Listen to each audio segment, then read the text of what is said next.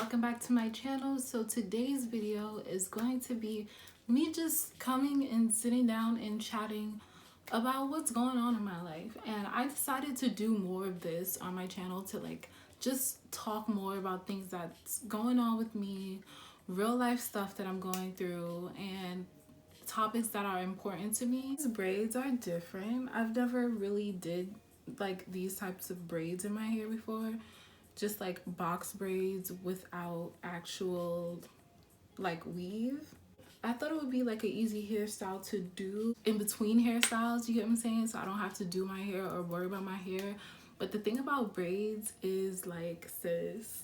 So the first thing I want to talk about is pressure, and basically the pressure that you have when you turn 21, 22, and you're stepping out of childhood and you're stepping into adulthood, and you have a lot of pressures on you to move up in life and basically to make decisions. You're stuck in the thought that every single decision you make is going to shape the rest of your life. So literally you have the rest of your life on your shoulders. So every decision, instead of just going with it, you scrutinize every little thing and you calculate every possible outcome of your decision, to the point where sometimes that may hinder you from even making the decision. Recently, I was working at a store. There was no real problem with my current store, that I was working in. I didn't have any problems with anyone. I didn't have any, my only, I was pretty comfortable. That was probably the biggest problem, that I was comfortable in being there. So much that opportunity came across for me to change locations and go to another store. Another store had an opening for a higher position, in the position that I wanted to be at. And I've already been in this store for a year and a half. There was no positions open at my current location for me to do so. So even if I wanted to and they thought that I deserved to move up, they just didn't have a position open for me. There was just no space. Things were getting tight at home, rent has to be paid. I had a decision to basically quit and try to get this other job, or just to stay where I am and wait for the position to be open, and that will be God knows when. And my thing was, I was scared to quit because I was scared not to get any paycheck at all. If I would have quit and then went for that position or went for that opportunity and then it didn't work out, then I would just be out of a job. And I was scared of that, so scared that I was not going to take the opportunity at all. And something was telling me girl, what's the worst that can happen? Yeah, you can lose your job, but you can get another one. Just like you got the one you are at now, you can get another one. Sometimes we might be, especially at this age, when we're getting out of college or going into grad school or going into this, you're all right, you see a bunch of different paths you can go down, and you're yo, what if this one doesn't work? Always remember not to let the fear get in the way of your opportunities, because that can really, really hurt you. Something else that's been hitting me really, really hard this year, my anxiety, which is basically adjustment disorder. And that's basically when you have a hard time mentally adjusting with big changes. I'm in a military relationship, so there's constantly big changes happening, constantly.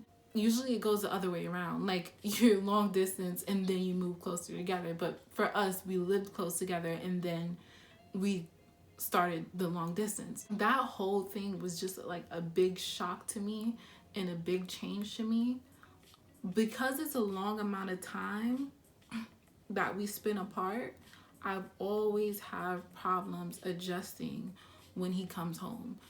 I hold on to the change inside of me.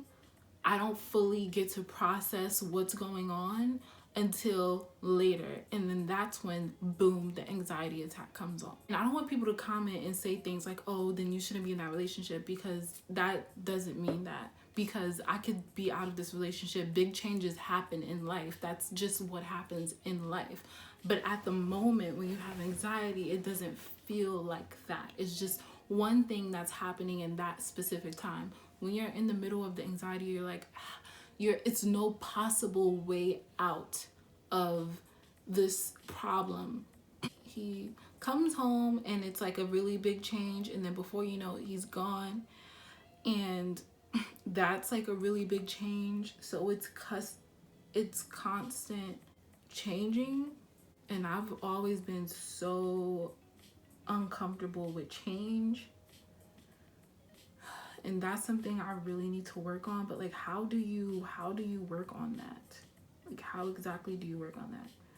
In society, on social media, in music, and just our culture as humans right now, we make it a thing to where, oh, you supposed to be okay with being alone. Like, you supposed to want to be alone. Like, it's cool to want to be alone and be antisocial and be by yourself. Like, no, that's not cool. Like, I really don't think that God made us to be alone. I really I really believe that friends are important, family is important, relationships are important. Like, and there's nothing wrong with that. I think because I grew up in a household where, my mom was a single mom and a strong black woman, and being a strong black woman, I just felt like it was a problem. Like, the fact that I was sad that my boyfriend was away from me meant that I was weak. Like, I really felt like, oh, you're weak, Zara, because you can't deal with this. Like, I could do a whole video on this, but like, how black women and women, like, we are supposed to bear the burden in everything, and we cannot possibly be sad, we cannot possibly complain, we cannot possibly be unpleased with anything, because when we are, it's a problem, or it's not that serious, or you get what I'm saying, like, just belittling our pain and throwing it under the rug, like, just not acknowledging our pain. So when you live in a society like that and you think that's the norm, you tell yourself, like, in the back of your head, it's like, oh, okay, I can't be sad, because once you sad, you're weak. You get what I'm saying? And that's so not right. Like, there's something seriously wrong with that. And you know what I decided I need to start doing, instead of trying to force myself to not feel these things? No, Zara, you need to feel these things. Give yourself time to feel what you're feeling. It's natural to, when you lose a loved one, whether it be them going away for a long time or them dying, or it's natural to feel sad about it, because you really did lose a person. You really, being lonely is a real thing, so you need to go through that emotion. Lately, I don't know what it is. Like, I really don't know what it is, but I've been having a lot of like body dysmorphia. Like every time I look in the mirror, I'm just like disgusted, and I just don't like what I see, and I'm so unhappy, and it gets me so depressed, and it makes me feel so like horrible. And basically, it started when I went to the doctor, and I was like 150. I'm 5'4", and I've never been 145. I've always been like from 125 to 130. So 145, 150, it's just like, you know, everybody's like, oh, that's a good thing. And my friends be like, oh, you look thick. But it's not about how you look, because not everybody wants to be thick. Like, not everybody wants to. It's about how you feel, and if you feel like you look good when you look in the mirror. I'm not saying there's something wrong with people that are 150. I'm not saying there's something wrong with people that are thicker, or thicker girls or something like that. I'm just saying what I'm comfortable in, and I haven't been comfortable in my body lately, to the point where like I stopped eating. That is just like very dangerous. And I was like, Zara, you have to like find a healthy way to feel healthy. And I went to the doctor, and they told me that I have high cholesterol, and then they told me that I had a really, really low blood sugar. I've been lying. So I guess that's why my blood sugar was really low, because I wasn't eating. So I started working out again, because I used to work out all the time. I stopped working out because I started getting heart palpitations. So I was drinking a lot of like lattes and stuff with like regular milk. I stopped drinking regular milk altogether. I've been like, for probably 2 years now, I don't eat red meat, just because I really never really liked red. I was never a fan of red meat, but also now because of like health reasons, I don't eat red meat, and I'm cutting down on dairy. I hate when people say it's not expensive to be a vegan or it's not expensive to be a vegetarian. It's expensive to eat food, period. Like, even, like, no matter what you eat and what your diet is, food is expensive. Like, if you ever been food shopping, you know that. But what's not expensive is gaining knowledge about what you're eating. So even if you're not going to be vegan, just be aware of what you're eating and the effects it has on your body and where it's coming from, at least. You get what I'm saying? And then make a decision based on that. Who saw When They See Us?